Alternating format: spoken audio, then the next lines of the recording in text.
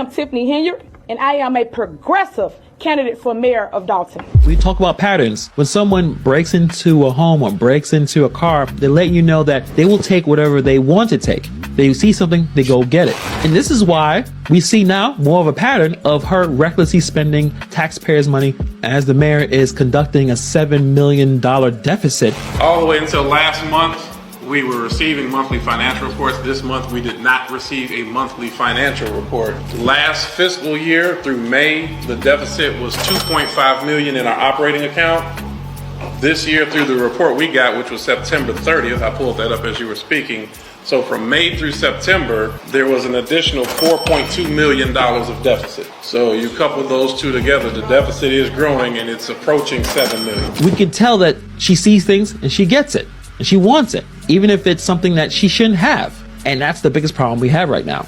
So she attached a lot of receipts on all types of spending that Tiffany Henyard and her team have committed over the last couple of months. Now, there's a lot of records here, several records, but you can see the traveling from Alabama to Washington, D.C., Illinois, Vegas. She spent about $34,000 in Vegas. When you go through everything that they've done, Uber, the scooters, going to Roof Chris, going to the casino, going to all these places, car rentals, with her and her group spending thousands of dollars for no reason. Going to Jackson, Mississippi, spending $21,000. Going to Texas, spending another $33,000. Spending $20,000 traveling the bike ride to Springfield. Spending money in Oregon. This is a lot of money being spent. For what? $170,000 that had nothing to do with helping the residents of Dalton. Shout out to Red Sigma in the building. So Saul, let's start with you. Give me your political take on and let me preface this by saying take on this Tiffany Henyard thing, sir. Like I said, all of them think that, this is some sort of it's a fantasy what's the name of that show? Scandal. I mean, all of them want to play that out. Okay, let's get that straight, because they don't think for themselves, they have to go among template programming, okay, first and foremost, right? Secondly, I'm glad that somebody's recording these instances in history because, I give it maybe 1 or 2 years from now, and you've heard it here first at Machismo TV, you're going to start seeing a wave of them get arrested, okay? Federal prosecution for like public corruption and things like that. One thing that's key about, when you're delving in policy in particular, is following the money. So I want you all to become students of public expenditures. You know what I mean? All this stuff is public information.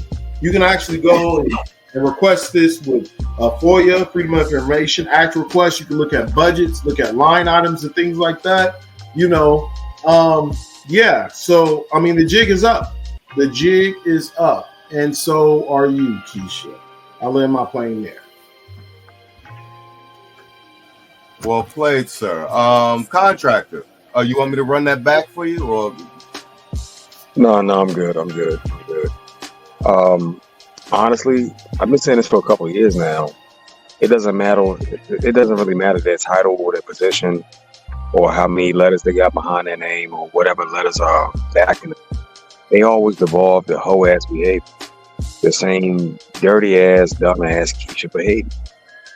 The judge that supposedly shot her boyfriend in the face, right?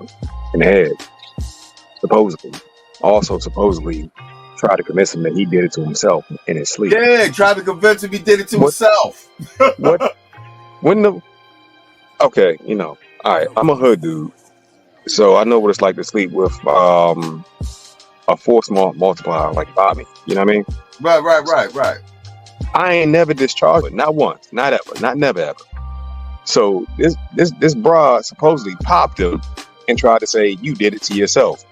Do you know how sick and delusion you gotta be and lost in that shit to even attempt to convince a person they did that to themselves? All because you want to leave. No matter their title, their position, they can't be trusted. I'm gonna need all my Anglo-Saxon, European, good old white folks to come on in, huddle up real quick, and y'all get your pit bull. They're acting like savages. They're blowing out your budgets. They're showing their ass all the way down to the twerking senator. These ain't our women. You made them. You created them. You bred them. They're yours. I need you to rein your dogs because it's getting wild. It's getting too wild. In fact, they're ready to attack you at this point. These aren't our women. We don't condone their actions. If you look at it, it's just destruction with more destruction and chaos sprinkled on top. So y'all made them, y'all take them, y'all rein them in. If not, they'll burn you out to the. That's all I got. Well played, sir. Hot sauce. You need me to run that back for you? No, I'm good. I'm good. All right. And like I said, let me narrow the framework. Give me your response in the framework of a political framework in terms of you're looking at this as a black man making a political decision and taking in this information, and you're coming to some sort of conclusion about black women in political positions, etc., etc. Okay, well, my point would be, if I'm looking at black women in politics, my point would be just don't vote them in, right? Because they're anti-job, right? They're anti-family, and they're pretty much anti-healthcare. And they're pro-tax. All things as a blue collar worker, right? Which is majority middle class, right? 48% of America works in small companies. Yeah, and they're anti small business, right? Yeah. So it just doesn't work out, right? And they're anti rule of law.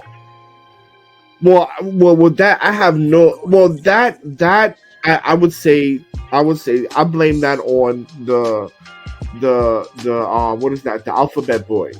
Right, the our version of the Alphabet Boys, not the.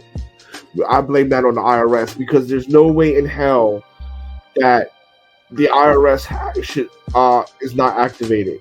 Al Capone, right, one of the most infamous mobsters of all time, was gotten on tax evasion. Now you telling me you can't get this woman? No, they're giving her a long leash, yeah. So because it's an election season, and it helps push their narrative, because black women vote 90% for the party, so they need the party needs to show, hey, we want these black women in power, blah blah blah blah blah. They'll roll her back up as soon as Biden loses the election.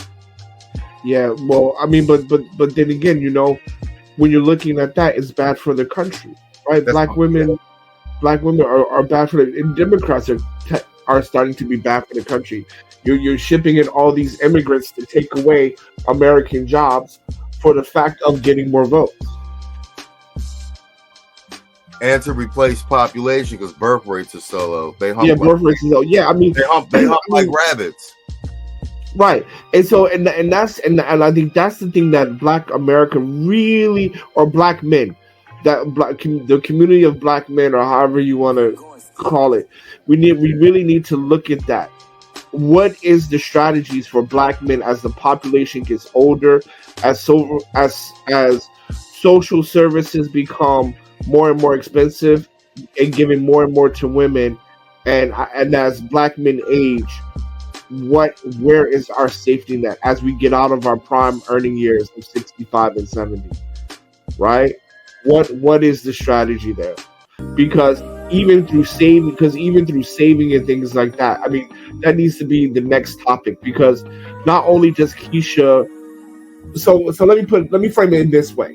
If we're looking at it as public policy, right? To vote for or to date a black woman in America today as a black man is extremely dangerous. You're risking your freedom, you're risking your finances. And now moving forward, you're going to start risking your retirement, because black women like this in politics is going to destroy your retirement plans. Because America never takes an L. The people who are going to pay for that money are the citizens of Dalton. They're not going to say, okay, we're just gonna chop it up. She spent it on Vegas, et cetera, et cetera. No, America's going to get their money.